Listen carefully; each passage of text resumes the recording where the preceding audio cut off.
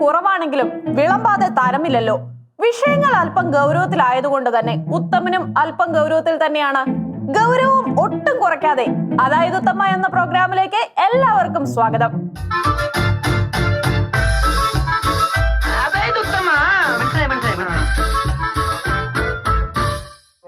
തലയിൽ വെച്ച പേനരിക്കും, തറയിൽ വെച്ചാൽ നാട്ടുകാർ അതെടുത്ത് തലക്കിട്ടടിക്കും എന്ന് കരുതി പിണറായി പോലീസ് നെഞ്ചൽ കൊണ്ടു നടന്ന കുറ്റികളാണ്. അല്ലെങ്കിൽ തന്നെ പെട്ടെന്നൊരു നട്ടുച്ചയ്ക്ക് വന്ന് അടുക്കളയിൽ കുറ്റിയടിക്കുന്ന ഇടത് സംരംഭം തൽക്കാലം നിർത്തിവെക്കാൻ പറയത്തക്കവണ്ണം എന്താണ് ഇവിടെ ഉണ്ടായത്? നമ്മുടെ തൃക്കാക്കര ഉപതെരഞ്ഞെടുപ്പ് വരുന്നതിന്റെ മുന്നൊരുക്കത്തിന്റെ ഭാഗമായിരിക്കാനും സാധ്യതയില്ലാതില്ല. പൊതുജനം എന്താണെന്ന് നന്നായിട്ട് അറിയാവുന്ന സഖാവിന് പെട്ടെന്നുണ്ടായ മാനസാന്തരത്തോടെ ഇനിയിപ്പോൾ പഴയ കിറ്റിന്റെ ഓർമ്മകളും അയവിറക്കി വോട്ടർമാർക്ക് പോളിംഗ് ബൂത്തിലേക്ക് പോകാം. അങ്ങ് വടക്കൊക്കെ കുടുംബവാഴ്ച കൂടപ്പിറപ്പായാൽ മാത്രമേ ഫീൽഡിൽ പിടിച്ചു നിൽക്കാൻ കഴിയൂ എന്നുണ്ടെങ്കിലും ഇങ്ങ് തൃക്കാക്കരയിൽ കുടുംബവാഴ്ച ബാൻ ചെയ്തത് കൊണ്ട് സ്ഥാനാർത്ഥി നിർണയത്തിലും അത് പ്രകടമാകാൻ സാധ്യതയുണ്ടല്ലോ. എന്താ സുധാകരേട്ടാ, അനുയോജ്യനായ സ്ഥാനാർത്ഥിയെ വല്ലതും പാർട്ടി കണ്ടുവച്ചിട്ടുണ്ടോ ആവോ? ഒറ്റ പേരാണ്, എല്ലാ ആളുകളും സ്വീകാര്യമായ രീതിയിലാണ് അഭിപ്രായം. വേറെ കാൻഡിഡേറ്റ്സിന്റെ പേരൊന്നും ഇങ്ങനെ വന്നിട്ടില്ല, ഒരാളെ പേരേ വന്നിട്ടുള്ളൂ. ഒരു സീറ്റ് കൊടുക്കാനുണ്ടെന്ന് കേട്ടാൽ ഒരു പഞ്ചായത്തിലുള്ള എല്ലാം വന്ന് ക്യൂ നിൽക്കുന്നത് കൊണ്ട് കോൺഗ്രസിൽ മാത്രം ആളെ കണ്ടെത്താൻ വലിയ ബുദ്ധിമുട്ടൊന്നും ഉണ്ടായിരുന്നില്ല. രാത്രിക്ക് രാത്രി സ്ഥാനാർത്ഥി റെഡി, ശടപടേ എന്നാണല്ലോ സുധാകരേട്ട കാര്യങ്ങളുടെ ഒക്കെ പോക്ക്. പാർട്ടി ഒന്ന് നന്നായിക്കോട്ടല്ലേ, പാർട്ടിയുടെ ഇപ്പോഴത്തെ അവസ്ഥ വെച്ച ആർക്കാണെങ്കിലും ഒരു അസൂയൊക്കെ തോന്നിപ്പോകും. സുധാകരേട്ടൻ അതങ്ങട് വിട്ടുകളാ. LDF UDF ബോർഡറിൽ വെച്ച ഉത്തരത്തിലിരുന്ന സീറ്റിന് വേണ്ടി കക്ഷത്തിലിരുന്ന സീറ്റ് ദാനം നൽകിയ തോമസ് മാഷിനല്ലാതെ മറ്റാർക്കും ഈ സീറ്റ് വിതരണത്തിൽ നിരാശ ഉണ്ടാകാൻ സാധ്യതയില്ല. എന്തായാലും വളരെ കഷ്ടപ്പെട്ട് ബുദ്ധിമുട്ടി കോൺഗ്രസ് കമ്മിറ്റി കണ്ടെത്തിയ അവരുടെ പുതിയ നായികയ്ക്ക് പറയാൻ കൂടിയുള്ളത് നമുക്കൊന്ന് കേട്ടു നോക്കാം. പാർട്ടിയുടെ ഗൈഡൻസ് ഉണ്ടാവും എല്ലാ കാര്യങ്ങൾക്കും.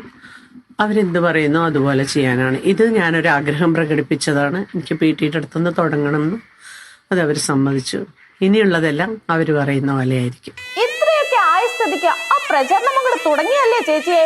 ഇതാ തുടങ്ങിക്കഴിഞ്ഞു. നിങ്ങളില്ലേ ഇവിടെ?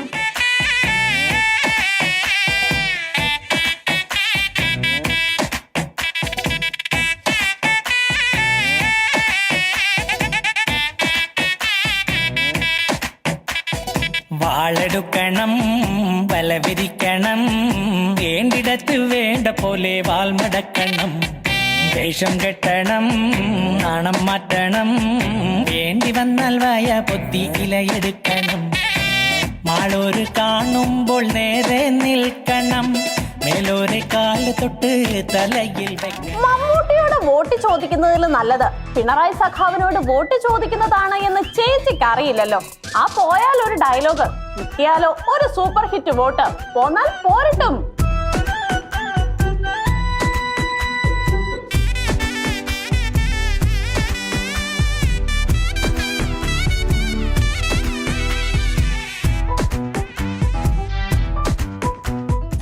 കോൺഗ്രസ് കമ്മിറ്റി സ്ഥാനാർത്ഥിയെ തിരഞ്ഞെടുത്ത ലാഘവത്തിൽ സഖാക്കന്മാർക്ക് പെട്ടെന്നൊരെണ്ണത്തെ തപ്പിയെടുക്കാനാകില്ലല്ലോ. ഓരോരോ കീഴ്വഴക്കങ്ങളാകുമ്പോൾ കാര്യങ്ങൾ അതിന്റെ മുറയ്ക്ക് തന്നെ നടക്കണം. സ്ഥാനാർത്ഥി പ്രഖ്യാപനം കേട്ട് നാട്ടുകാർ ഞെട്ടണമെന്ന ഉദ്ദേശത്തിലാണോ എന്തോ പ്രഖ്യാപനം നടത്താൻ ഗോദയിലേക്ക് ഇറക്കിയിരിക്കുന്നത് പുതിയ കൺവീനർ പട്ടം അലങ്കരിക്കുന്ന EP ജയരാജൻ സഖാവിനെയാണ്. ജയരാജേട്ട, കോൺഗ്രസ് അവരുടെ പോരാളിയെ യുദ്ധഭൂമിയിലേക്ക് ഇറക്കിയ വിവരം അറിഞ്ഞു കാണുമല്ലോ. സസ്പെൻസ് ഇടാതെ ആ ഇടത് സ്ഥാനാർത്ഥി ആരാണെന്ന് അങ്ങോട്ട് വെളിപ്പെടുത്തിയാൽ നന്നായിരുന്നു. ഈ മാസം 30-ാം തീയതി 31-ന് തൃക്കാക്കര നിയോജക മണ്ഡലത്തിൽ ഉപതെരഞ്ഞെടുപ്പ് നടക്കാൻ വേണ്ടി പോവുകയാണ്. അയ്യോ, അത് ഞങ്ങൾ അറിഞ്ഞതേയില്ല. ഇടതുപക്ഷ ജനാധിപത്യ മുന്നണി തൃക്കാക്കര മണ്ഡലത്തിൽ വൻ വിജയം നേടിയെടുക്കും. ഇടതുപക്ഷ ജനാധിപത്യ മുന്നണി ഒരു അജയ്യ ശക്തിയാണ് കേരളത്തിൽ എന്ന് തെളിയിക്കുന്നതായിരിക്കും ഈ ഉപതെരഞ്ഞെടുപ്പ്.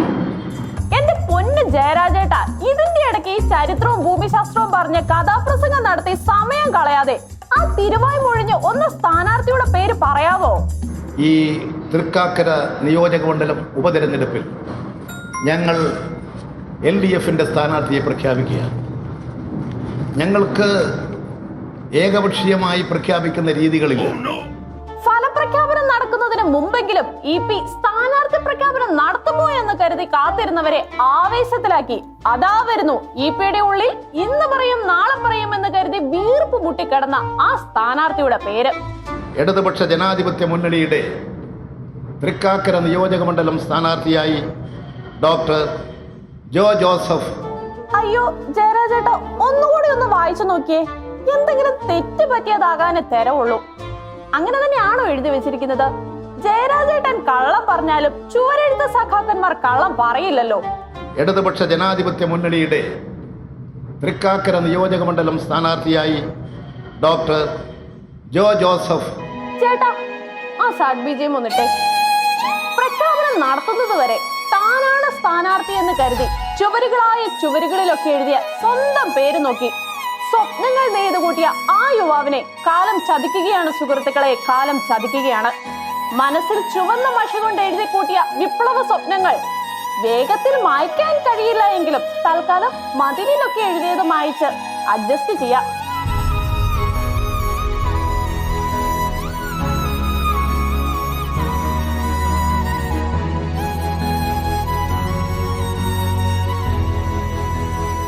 സഖാവ് അരുണേട്ടനെ നഷ്ടപ്പെടുത്തിയത് ഭിത്തിയിൽ ലയിച്ചു ചേർന്ന കുറച്ച് പെയിന്റിന്റെ കാശാണെങ്കിൽ പാർട്ടിക്ക് കിട്ടാൻ പോകുന്നത് പുതിയൊരു ഇന്ത്യയാണ് എന്ന് കരുതി ആശ്വസിക്കാം. എന്താ ജയരാജേട്ടാ, കേരളയിലെ ഒറ്റപ്പെട്ട ശബ്ദം ശ്രീമാൻ അരുൺകുമാറിനെ മാറ്റി ജോ ജോസഫിനെ ഇറക്കാൻ തക്കവണ്ണം മഹത്തായ കാരണം വല്ലതും ഉണ്ടോ ഇനി? ഹൃദയശാസ്ത്ര രംഗത്ത് അതിവിദഗ്ധനാണ്. ഒട്ടനവധി ഹൃദയ ശാസ്ത്രക്രിയകൾ നടത്തിയും ഹൃദയം മാറ്റിവെച്ചിട്ടുള്ള പ്രവർത്തനങ്ങളിൽ വലിയ അംഗീകാരവും ബഹുമതിയും നേടിയിട്ടുള്ള ഒരു ഹൃദ്രോഗ വിദഗ്ധൻ ഡോക്ടറാണ് ഡോക്ടർ ജോ ജോസഫ്. തൃക്കാക്കരയിൽ CPMന്റെ പിടിവള്ളി EP പറഞ്ഞ ആ ഹൃദയകാലമായതുകൊണ്ട് ഈയിടെ സഖാക്കന്മാർ എന്ത് പറഞ്ഞാലും അവസാനം ഹൃദയത്തിൽ തന്നെയാണ് പോയി അവസാനിക്കുന്നത്. വലത്തെ സ്ഥാനാർത്ഥി വരവറിയിച്ചു കഴിഞ്ഞാൽ പിന്നെ ഇനിയിപ്പോൾ ഇടതിന്റെ വരവാണ്. അതുകൊണ്ട് ഇനി അല്പം തള്ളു കേൾക്കാം. ഒരു ഹൃദയരോഗ വിദഗ്ധനായ ഞാൻ എന്നും ഹൃദയപക്ഷത്തായിരുന്നു. ഇടതുപക്ഷമാണ് ഹൃദയപക്ഷം. കാരണം മനുഷ്യന്റെ വേദനകൾക്ക്, ശാരീരികവും മാനസികവുമായിട്ട് ഏത് വേദനകൾക്കും നമുക്ക് ആശ്വാസം കിട്ടുന്ന എല്ലാ നടപടികളും സ്വീകരിക്കുന്ന ഒരു പക്ഷമാണ് ഇടതുപക്ഷം. ഹൃദയം ഇടതുവശത്തായതുകൊണ്ട് തന്നെ ഇടതുപക്ഷം ഹൃദയപക്ഷമാകുന്നതിൽ നിന്ന് തന്നെ ഒരു ഡോക്ടറും രാഷ്ട്രീയക്കാരനും തമ്മിലുള്ള വ്യത്യാസം ആടും ആനയും തമ്മിലുള്ളതിനേക്കാൾ ഭീകരമാണെന്ന് മനസ്സിലാക്കാൻ സാധാരണക്കാരനും കഴിയുന്നുണ്ട്. ഇനിയിപ്പോൾ ഇരട്ടച്ചങ്കിന്റെ വ്യാപനം തൃക്കാക്കരയിൽ നടത്താനാണോ ഈ സ്ഥാനാർത്ഥി പ്രഖ്യാപനമെന്നും കണ്ടറിയേണ്ടിയിരിക്കുന്നു. അപ്പോൾ ഇനി ഇടതിന്റെ പ്രചരണം തുടങ്ങുകയായി. ശേഷം നീയുള്ളോരോ മാളോരെയും തോന്നിപ്പിച്ചാൽ നീയേ നേതാവ്. വായിൽ തോന്നും പോലെ വാഗ്ദാനങ്ങൾ നൽകി മായാജാലം കാട്ടുന്നോരാണെന്നും ജേതാവ്. ഇടതുമായി വലതുമായി അടുത്തതായി ഓരോ തെരഞ്ഞെടുപ്പ് കാലയളവിലും ജനവിധി വരുന്നത് വരെ വാക്കുകൊണ്ട് ജയിച്ചു നിൽക്കുന്ന മൂന്നാമന്റെ വരവാണ്. മുമ്പ് ആരോ പറഞ്ഞതുപോലെ തോൽക്കുന്നതിന്റെ തൊട്ടു മുമ്പ് വരെ ശുഭാപ്തി വിശ്വാസം വളരെ നല്ലതാണ് എന്നത് പാർട്ടി തത്വമായി സ്വീകരിച്ച വീണ്ടും ജയിക്കാൻ തന്നെയാണോ സുരേന്ദ്രേട്ട പാർട്ടിയുടെ ഉദ്ദേശം? തൃക്കാക്കര പോലെ ഒരു നഗരമണ്ഡലത്തിൽ മോദിക്ക് അനുകൂലമായിട്ടുള്ള, നരേന്ദ്രമോദിക്ക് അനുകൂലമായിട്ടുള്ള വലിയ വിഭാഗം വോട്ടർമാരുടെ പിന്തുണയുള്ള മണ്ഡലമാണ്. ഞങ്ങൾ നല്ല പ്രതീക്ഷയോടുകൂടിയാണ് ഈ തെരഞ്ഞെടുപ്പിനെ നേരിടുന്നത്. പെട്രോളിന് വില കൂട്ടുന്നതിനേക്കാൾ നിസ്സാരമായി ഈ തെരഞ്ഞെടുപ്പൊക്കെ BJP പാട്ടും പാടി ജയിക്കാവുന്നതല്ലേ ഉള്ളൂ. പക്ഷെ കിട്ടുന്ന പൂജ്യങ്ങളൊക്കെ എവിടെയാണ് ശേഖരിച്ചു വെക്കുന്നത് എന്നതിൽ മാത്രം വലിയ പിടുത്തമൊന്നുമില്ല. എന്തായാലും സുരേന്ദ്രേട്ടന്റെ തള്ളലിൽ AN രാധാകൃഷ്ണക്കുറുപ്പിന് നറുക്കു വീണു, നനഞ്ഞു. ഇനിയിപ്പോ അങ്ങോട്ട് കുളിച്ച് കയറുക തന്നെ. മോഡി ഫോക്കസ് മണ്ഡലമാണ്.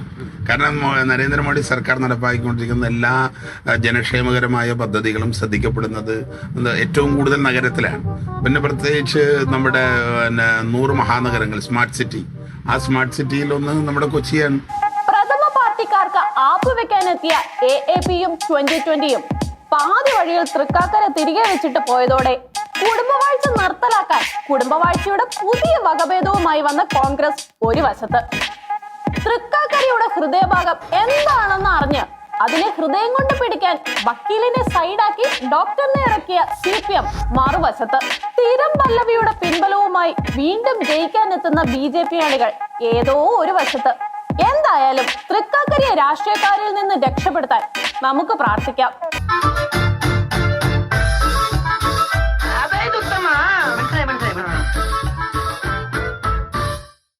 ഇനി നടക്കാനുള്ളത് ഒരു പ്രത്യേക അനുമോദന ചടങ്ങാണ്. ചടങ്ങ് നടത്താനായി പ്രശസ്തരായ വിശിഷ്ടാതിഥികൾ ജാതിമത ലിംഗഭേദമന്യേ വേദിയിൽ സന്നിഹിതരായിട്ടുണ്ട്. എടാ മോനെ, ഇങ്ങോട്ട് കയറി വന്നേ, ആർക്കൊരു അവാർഡ് നമ്മൾ തരട്ടെ. ഓം വരുമ്പം എല്ലാരും ചിരിച്ചൊന്ന് നിന്നോളി, ഒരു ഫോട്ടം പിടിക്കാനാണ്. നന്മയുള്ള ലോകം കാത്തിരുന്ന് കണ്ട ആ കാഴ്ചയ്ക്ക് ശേഷം ഇനി ഒരു ചെറിയ ട്വിസ്റ്റിന്റെ വരവാണ്. ഇക്ക, ആ ട്വിസ്റ്റ് എന്താന്ന് നിങ്ങളൊന്ന് പറഞ്ഞോളി.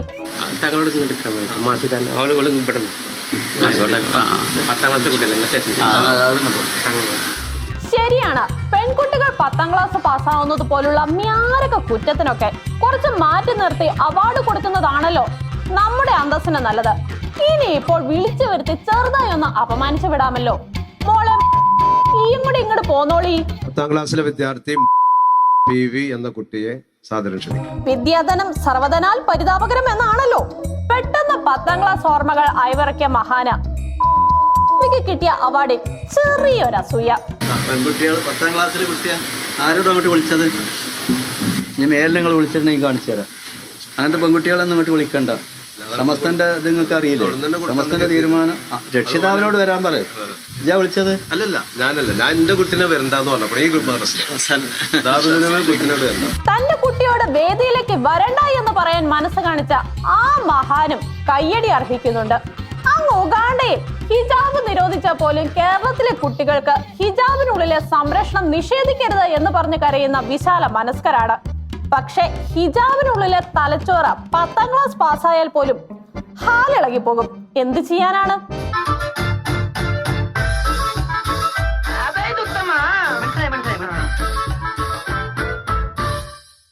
ഭൂമിയിൽ നിന്ന് ആത്മഹത്യ ചെയ്താൽ വൈറലാകുമോ എന്ന കൺഫ്യൂഷനിൽ വായുവിൽ നിന്ന് ആത്മഹത്യ ചെയ്യാൻ ശ്രമിച്ച യുവതി ആത്മഹത്യ ഉപേക്ഷിച്ച് ആ വഴിയിൽ തന്നെ എയറിലേക്ക് യാത്രയായി.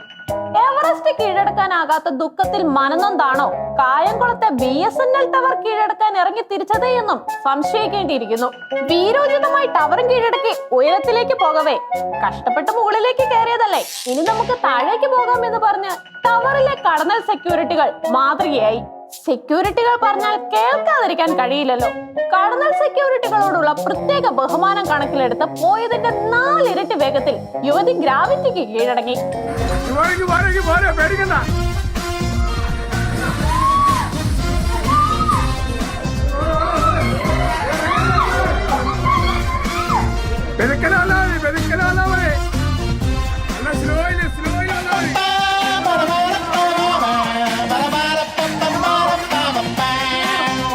മനസ്സിന്റെ ഉള്ളിൽ വിടവാങ്ങുന്നേ എന്ന ഗാനം ആലപിച്ചാണ് ടവർ കീഴടക്കാൻ മുകളിലേക്ക് യാത്രയായത് എങ്കിൽ സ്വന്തമായി സംഗീതം നൽകിയ അയ്യോ അയ്യോ കൊല്ലുന്നേ എന്ന പുതിയ ഗാനം മലയാളം ഇൻഡസ്ട്രിക്ക് നൽകിക്കൊണ്ടാണ് യുവതി തിരികെ ഭൂമിയിലേക്ക് എത്തിച്ചേർന്നത്. പാതി വഴിയിൽ ക്ഷീണിച്ച യുവതിക്ക് ദേശീയതയുടെ പച്ചയിലക്കൂടി വീശി നിന്നിരുന്ന അഗ്നിശമന സേനാനികളുടെ നീല പരവതാനിയിലേക്ക് സേഫ് ലാൻഡിംഗ്.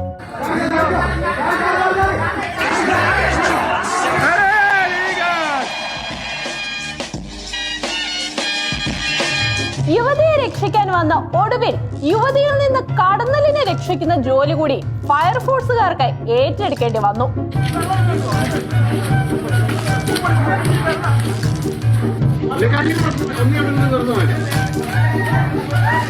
എന്തായാലും രക്ഷാപ്രവർത്തനത്തിന് ചുക്കാൻ പിടിച്ച കേരള ഫയർഫോഴ്സിനും ആത്മഹത്യ അപമാനിച്ചു വിട്ട കടന്നൽ സഹോദരങ്ങൾക്കും ഉത്തമന്റെ പേരിലും എന്റെ വ്യക്തിപരമായ പേരിലുമുള്ള നന്ദി അറിയിച്ചുകൊള്ളുകയാണ്.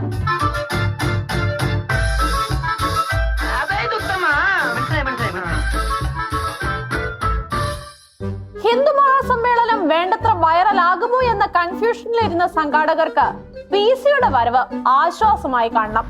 ഒറ്റ പ്രസംഗത്തിൽ തന്നെ സംഗതി PC വൈറലാക്കി കൊടുത്തു. പൊങ്കാലയിടാനുള്ള നല്ലൊരു ഇരയെ കാത്തിരുന്ന മടുത്ത മാധ്യമ ജഡ്ജിമാർക്ക് കഞ്ഞിക്കുള്ള വകയായി.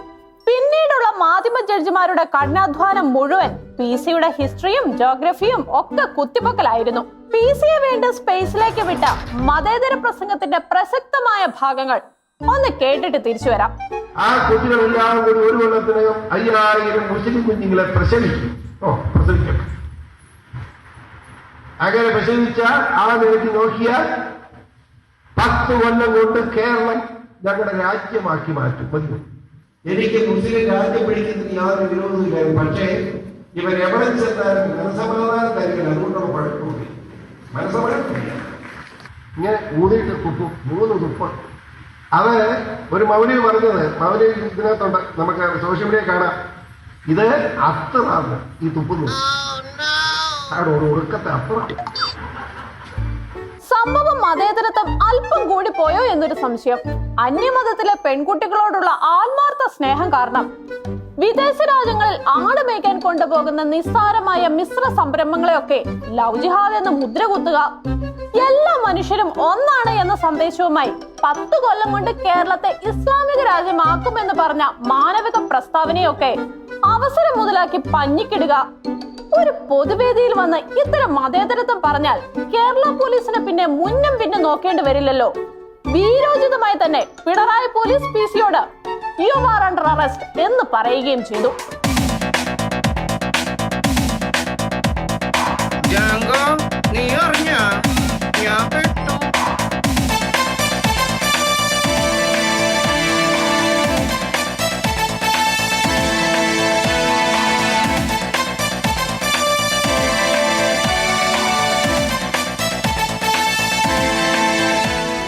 എന്താണെന്നറിയില്ല, മുരളിച്ചേട്ടന് PC യോട് പെട്ടെന്ന് ഇതുവരെ ഇല്ലാത്ത ഒരു സ്നേഹം പൊട്ടിപ്പുറപ്പെട്ടു.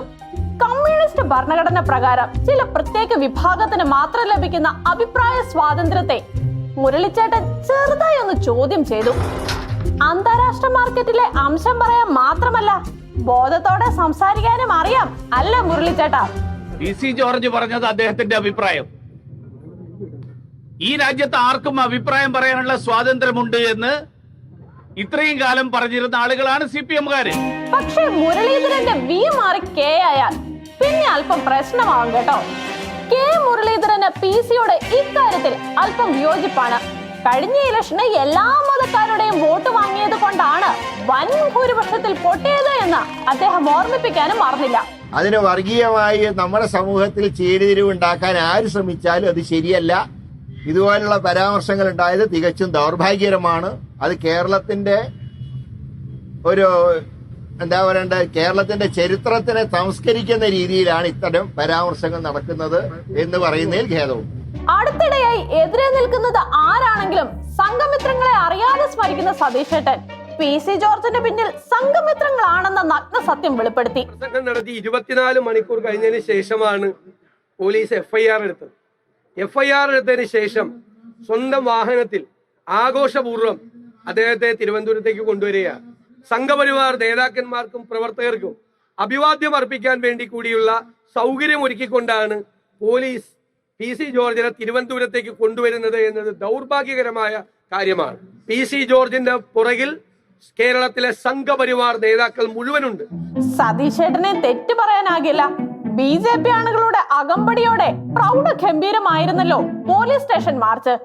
ഇതേ സമയം മതേതരത്വം പറയുന്ന ചില മഹാത്മാക്കളുടെ വീഡിയോകൾ കൂടി ഈ അവസരത്തിൽ ഒന്ന് കണ്ടിട്ട് വരാം. വലിയ ദൗത്യണ്ട്. ഇവരെ തുടച്ചു നീക്കിയാൽ അള്ളാന്റെ ദീൻ കേരളത്തിൽ പതായി. കേരളത്തിൽ 10 കൊല്ലം കൊണ്ട് ഇസ്ലാമിന്റെ രാജ്യമാക്കി മാറ്റി നമ്മുടെ കേരളം. ഈസാ അലൈഹി സ്വലാം അള്ളാഹുവിന്റെ പുത്രനായി ജനിച്ച ദിവസത്തെയാണ് ക്രിസ്തുമസ് എന്ന പേരിൽ അവർ ആഘോഷിക്കുന്നത്. എന്നിട്ട് ആ ഒരു പുത്രൻ എന്ന നിലക്കുള്ള പിഴച്ച വാദത്തിനാണ് നമ്മൾ എന്ത് ചെയ്യുന്നത്? അതിന് ആ നിലക്ക് ആശംസ കൊടുക്കുന്നത്, ഗ്രീറ്റിംഗ് കാർഡ് കൈമാറുന്നത്, ചാറ്റിംഗ് അയക്കുന്നത്, SMS കൊടുക്കുന്നത്, കേക്ക് മുറിക്കുന്നത്, പുൽക്കൂടുണ്ടാക്കുന്നത്, ബാൻഡും ചാട്ടവും ആഭാസവും ഒക്കെ നടക്കുന്നത്. ഇന്ത്യയുടെ പട്ടാളം വന്നു കഴിഞ്ഞാൽ കാരുണ്യമില്ലാത്തവരാ സഹോദരാ, കരുണയില്ലാത്തവന്മാരാ, നരകത്തിന് വേണ്ടി അള്ള പടച്ച ഒരു വിഭാഗം കശ്മലന്മാരാ. നമ്മുടെ ജീവന തുല്യം സ്നേഹിക്കുന്ന പെൺമക്കളെ ബലാത്സംഗം ചെയ്യൂ, നമ്മുടെ പാവപ്പെട്ട സഹോദരിമാരെ ക്രൂരമാകിട്ട് ബലാത്സംഗം ചെയ്യൂ. അത് നാളത്തെ സുപ്രഭാതത്തിലായി കൂടുന്നുണ്ടോ? ഇതൊക്കെ നടന്നല്ലേ മറ്റ് സ്റ്റേറ്റുകൾ നമ്മൾ കണ്ടത്. പക്ഷെ അന്നൊന്നും കാണാത്ത പല രാഷ്ട്രീയക്കാരും അടുത്തിടെയുള്ള ചില നിർണായക നിർണായക പരാമർശങ്ങളിൽ മാത്രം പ്രതികരണവുമായി രംഗത്ത് വരുമ്പോഴാണ് ഇന്ത്യൻ പതാകയിലെ കുങ്കുമവും വെള്ളയും അവിടെ നിന്ന് മാഞ്ഞു പോയോ എന്ന് സാധാരണക്കാരായ മനുഷ്യർ ചിന്തിച്ചു പോകുന്നത്.